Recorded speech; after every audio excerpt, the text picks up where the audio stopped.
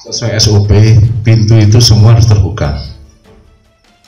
Kalau memang ada, mohon maaf, kalau ada oknum yang menutup, lah itu kan ada CCTV di situ. Enggak, pertanyaannya kenapa sih sampai 3 nggak dibuka itu loh? Saya kira memang kita perlu evaluasi total semuanya, baik manajemen pertandingan, manajemen stadion, manajemen penonton, manajemen waktu, manajemen pengamanan, semuanya harus dievaluasi total. Polri mengungkapkan adanya penemuan baru soal fakta kelalaian lain saat tragedi Kanjuruhan, yakni di mana hanya ada 2 pintu yang dibuka saat kerusuhan pecah di dalam stadion pada Sabtu, 1 Oktober 2022 malam. Kadif Humas Polri Irjen Dedi Prasetyo mengungkap, hanya 2 pintu darurat yang dibuka kala kerusuhan pecah, itu pun hanya difungsikan untuk evakuasi para pemain dan ofisial Persebaya.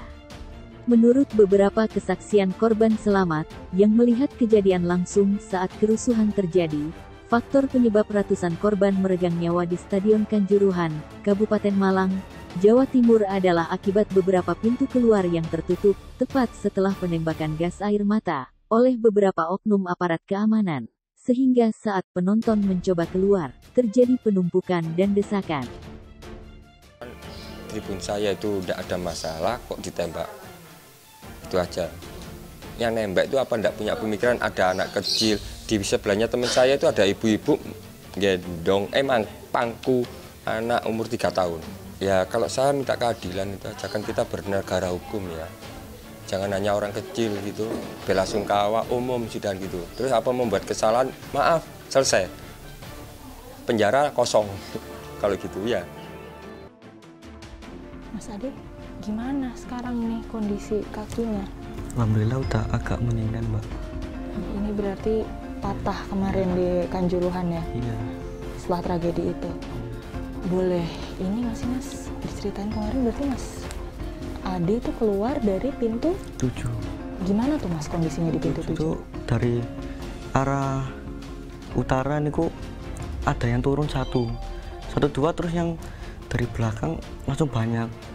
Terus akhirnya niku kisruh. Pas kisruh niku sambil sama polisi cuma maju mundur doang.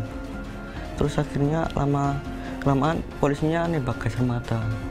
Tapi nembak gas air matanya nggak ke lapangan, langsung ke tribun. Saya heran niku kok langsung ke tribun, padahal gak ikut-ikutan niku, Mbak.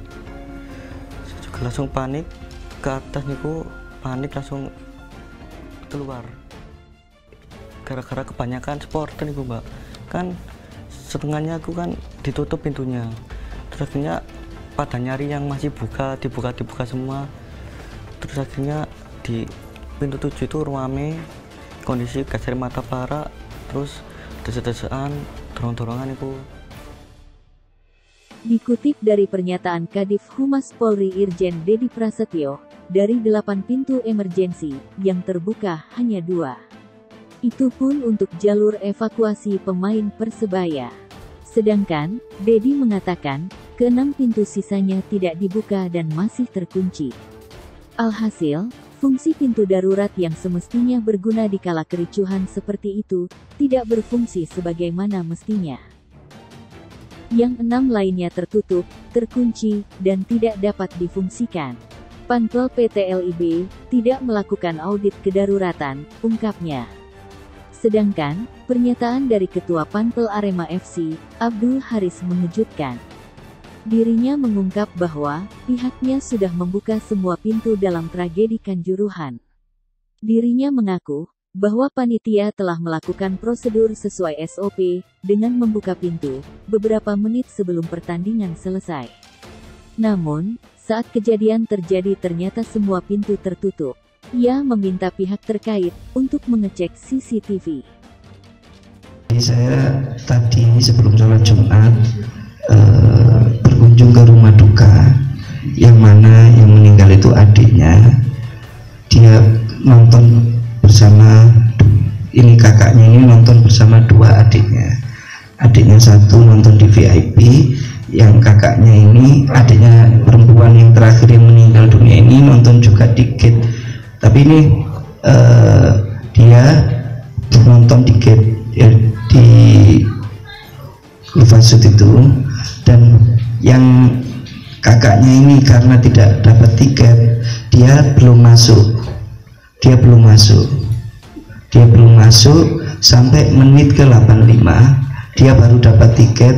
Dia lari, dia menyampaikan ke saya tadi, dia masuk ke stadion itu pintu masih terbuka, tapi pas kejadian itu pintu tertutup. Dia menyampaikan seperti itu. Ya, ini yang saya dapat dari hasil saya berkunjung ke rumah duka. Jadi kalau yang disampaikan sebelum peluit berakhir itu masih terbuka, saya dapat kesaksian dari supporter ini, ya memang, tapi setelahnya itu memang tertutup, katanya seperti itu. Sesuai SOP, pintu itu semua harus terbuka. Kalau memang ada, mohon maaf, kalau ada oknum yang menutup, lah itu kan ada CCTV di situ. Di situ CCTV ada semua. Mulai pertandingan sampai kick off, sampai pertandingan selesai ada. Silakan dibuka CCTV di situ.